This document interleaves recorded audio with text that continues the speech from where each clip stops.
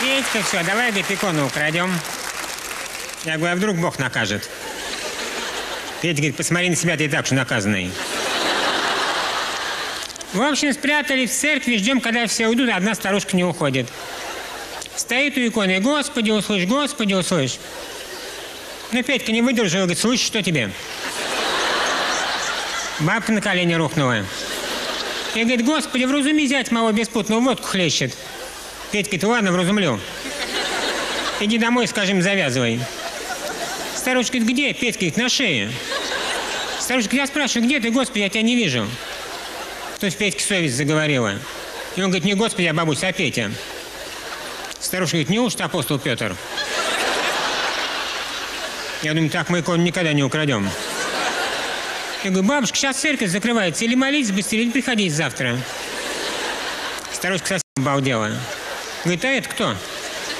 Петя говорит, это так, друг мой. А старушка как раз у иконы святых Петра и Павла стояла. Она говорит, святые, мне пенсию побольше. Ну, нашарили мы в карманах мелочи, кинули ей. Бабуся, как услышала звон, сама лбом в пол брякнулась. Собрала деньги и не уходит. Петя говорит, ну что еще тебе? Старушка говорит, годочку бы скинуть. Петя говорит, сколько? Она говорит, 50. Петя говорит, хорошо, иди домой, девушка, тебя мама ждет. А бабка опять не уходит. Я спрашиваю, что тебе еще, девица?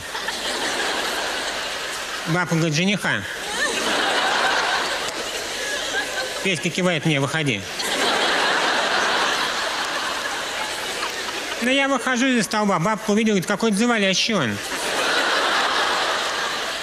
А получит нету? Петька говорит, всех разобрали, надо было раньше приходить. Бабка говорит, ну тогда до утра подежурю. А утром первой в очереди буду.